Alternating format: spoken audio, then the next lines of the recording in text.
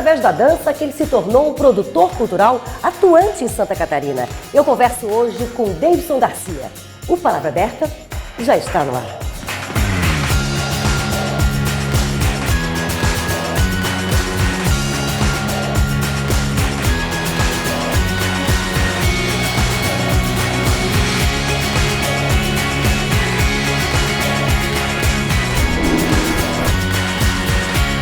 Quando você começou a dançar? Comecei a dançar em 1998, aqui em Joinville, no Colégio Estadual João Colim. Lembro inclusive o nome da minha primeira professora, foi a Juliana Crestani. E foi muito engraçado, eu comecei a dançar porque a aula de dança era no mesmo horário da aula de educação religiosa, se eu não me engano. E eu não gostava da aula de educação religiosa, não gostava do professor e fui para dança sem saber dançar, sem saber o que era o jazz, o hip hop, na época street dance, e comecei street dance.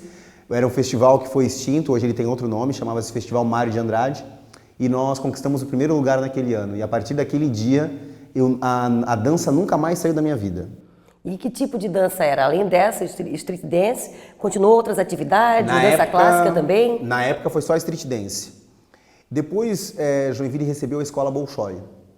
E aí a questão da dança clássica ficou mais presente no nosso universo, mas nós já tínhamos uma escola de dança clássica na cidade, que era a Escola Municipal de Ballet. Eu saí desse grupo de dança da escola, que era só street dance, e fui fazer aulas num outro grupo, que era um grupo que o SESI patrocinava. E comecei a fazer jazz. E um dia eu falei, por que não o clássico? Se eu quero isso para minha vida, por que não o clássico, por que não o contemporâneo? E fui buscar formação nesse sentido, e o que me motivou foi testes para a Escola Bolshoi, na qual eu nunca passei, mas para me preparar, como eu já tinha 14, 15 anos, eu comecei a fazer aulas na Escola Municipal de Ballet da Casa da Cultura Fausto Rocha Júnior, aqui de Joinville.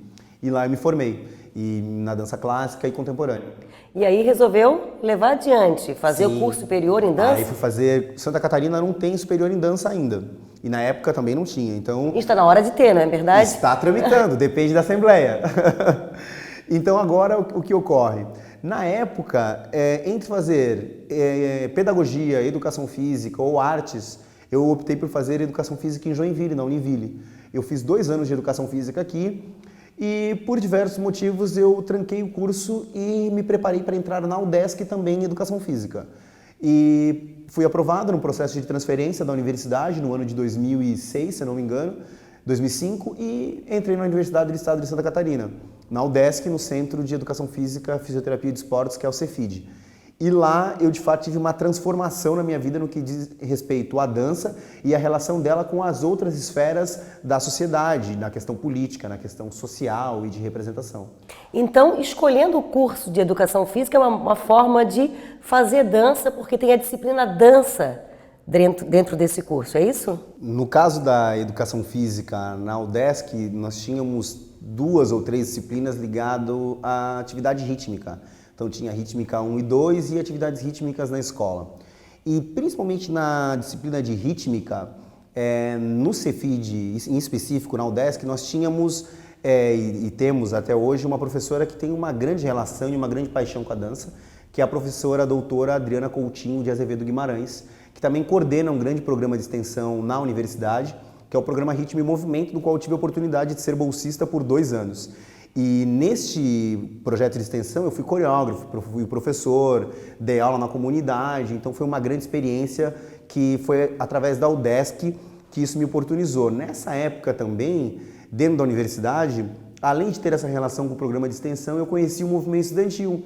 Então, acabei virando presidente do diretório acadêmico e me envolvendo em outras questões dentro da universidade, mas sempre levando a dança em paralelo.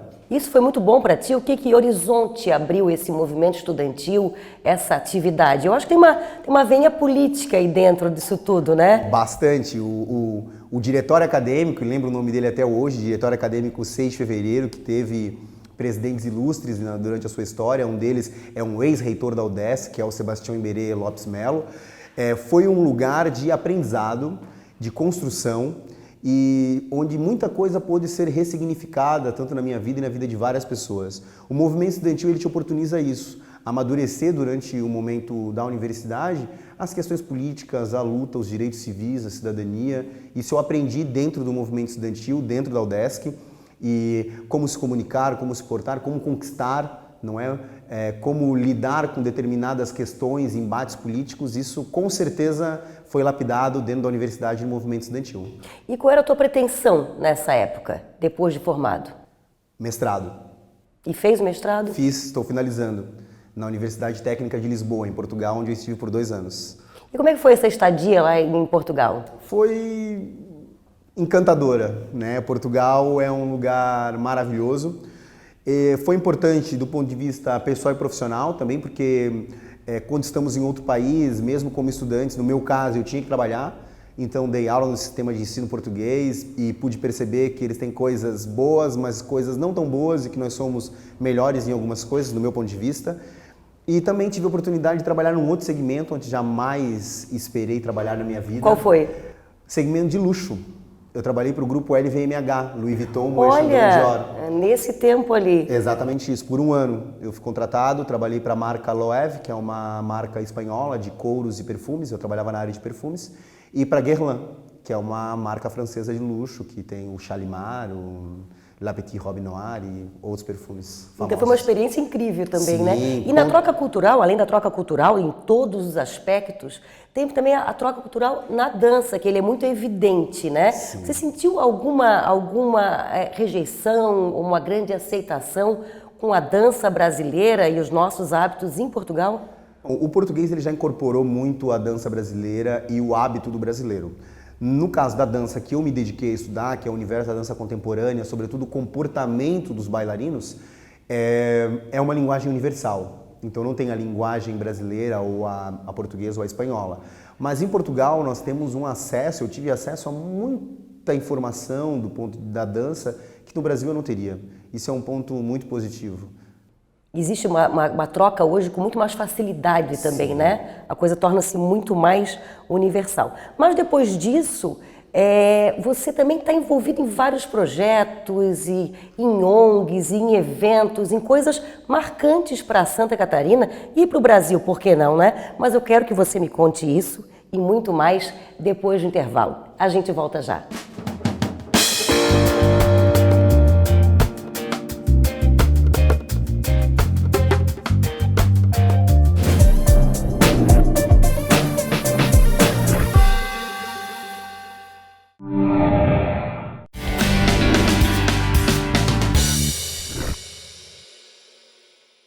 E seguimos a entrevista com o produtor cultural Davidson Garcia. Falávamos no primeiro bloco sobre as tuas atividades, o teu curso de dança, o teu mestrado em Portugal, trabalho e novos projetos, né? Hoje, nos últimos anos, eu percebi que você é muito atuante. Você luta pela dança e luta para que as coisas aconteçam, né? Então, quais são esses projetos? Qual foi o primeiro projeto que você realmente, efetivamente, se envolveu para que levasse a dança para todo o estado de Santa Catarina e para cada cidade em si?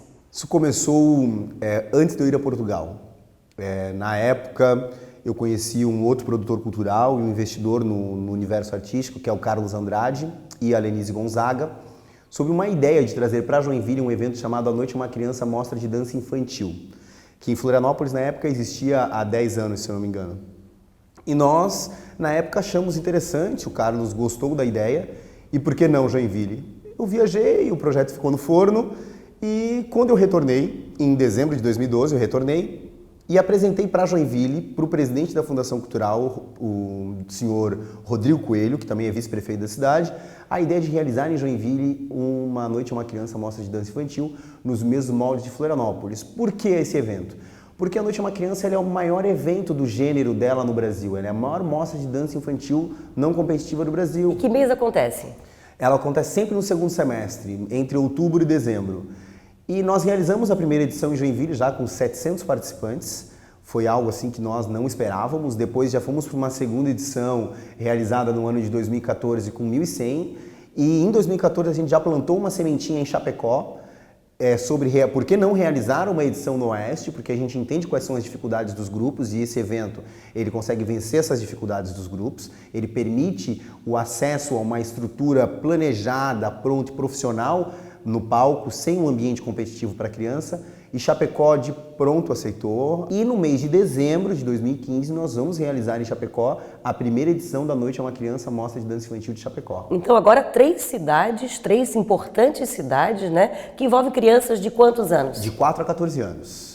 4 a 14 anos, os mais diversos estilos de dança, sem ter um ambiente competitivo, e aí paralelamente nós fazemos várias atividades. Uma delas é realizada em Florianópolis, no Hospital Infantil Joana de Guzmão, outra realizada em Joinville, no Hospital Infantil Géssera Amarante Faria, onde nós vamos para o hospital, levamos toda uma estrutura artística e humanizamos o ambiente hospitalar. E é encantadora, levamos mascotes infantis, e pelo evento ter esses diferenciais, ele acaba atraindo a atenção de pessoas de fora de Santa Catarina. Então o evento ele é apadrinhado e chancelado pela imagem de pessoas de renome nacional, como o Maurício de Souza, o Carlinhos de Jesus, a Cecília Kersh, a Ana Botafogo, a Sharon Menezes, a Cacau Protásio, são todas pessoas que já vincularam a imagem delas de alguma forma a este evento, tendo em vista a importância que ele tem para o contexto da dança infantil no estado de Santa Catarina.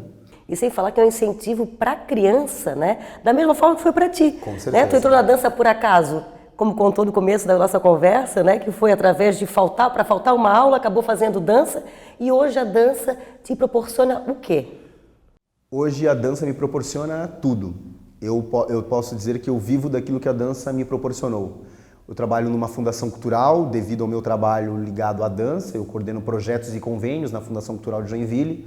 Em 2013, eu tive a oportunidade de ser eleito para o Conselho Estadual de Cultura, que foi algo fantástico. Então, inclusive, na época, eu concorri com uma outra grande liderança da dança, que é o Maicon Santos, que é proprietário desse estúdio que nós estamos hoje, que é o Estúdio de Dança 2 para lá, 2 para cá, aqui de Joinville.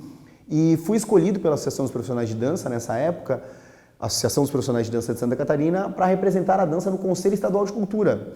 Algo que para mim era impensável há 4 anos atrás. Então essa representação no Conselho Estadual de Cultura permitiu que eu estivesse presente em locais e construísse políticas públicas para a dança, aconselhando o governo a construir políticas públicas eficazes para o contexto artístico. Uma grande conquista nesse sentido, que eu considero, foi o Prêmio Catarinense de Arte e Cultura Negra e Indígena, que era um prêmio que não existia dentro do contexto do edital Elizabeth Anderle, e o Conselho Estadual de Cultura, através de uma proposição que eu fiz no ano de 2014, aprovou a criação do Prêmio Catarinense de Arte e Cultura Negra e Indígena, e tivemos aí mais de R$150 mil em projetos aprovados, ligados exclusivamente à arte e à cultura negra e indígena no estado de Santa Catarina. E falando em cultura, você também tem uma ligação com o carnaval, alguma coisa com enredo, ou carnaval em si? O carnaval de Joinville? No carnaval de Joinville. Eu conheci o carnaval, na verdade, em Florianópolis, né? Na Consulado e depois na Copa Lorde, onde desfilei na Consulado, até participei de uma ala coreografada na época, num enredo do Rafael Soares. Em Joinville, a minha família sempre foi ligada ao carnaval. Meu pai tocava numa bateria, minha mãe era passista, minha tia costureira, e minha família sempre foi de uma grande sociedade de Joinville, que é um clube social negro, que é a Sociedade Quênia Clube, que tem uma escola de samba que é a Príncipes do Samba. E eu cheguei para ajudar, eles me receberam, eu comecei de uma forma bem intimista mesmo, e depois fui eleito presidente da Príncipes do Samba e depois eleito presidente da Sociedade Quênia Clube. Tudo muito ligado à dança, à cultura. É fácil viver disso tudo no Brasil? Ou é muito mais fácil tentar o dançarino, o produtor cultural, desistir de tudo e ir embora para a Europa? Eu acho que tudo é uma questão de sonhos, o que te motiva. Eu já fui motivado a morar fora e fui morar fora, e agora sou motivado a morar aqui. Então, o caminho é a motivação. Isso vem mais ou menos como aquela frase que todo mundo diz, né? Quando se faz o que gosta, as coisas acabam acontecendo. Quais são os teus sonhos? Eu sonho em continuar contribuindo na vida das pessoas através daquilo que eu mais amo, que é a arte e a cultura. Não é? Nós temos aí uma grande economia criativa no carnaval, na dança, e Santa Catarina é um estado empreendedor. Eu quero fazer parte desta construção, que já está em processo. Que bom, com certeza Santa Catarina se orgulha de existir pessoas assim como você. Muito obrigada, parabéns pelo trabalho e com certeza vai longe, tá? Prazer em te conhecer. Muito obrigado, eu que agradeço.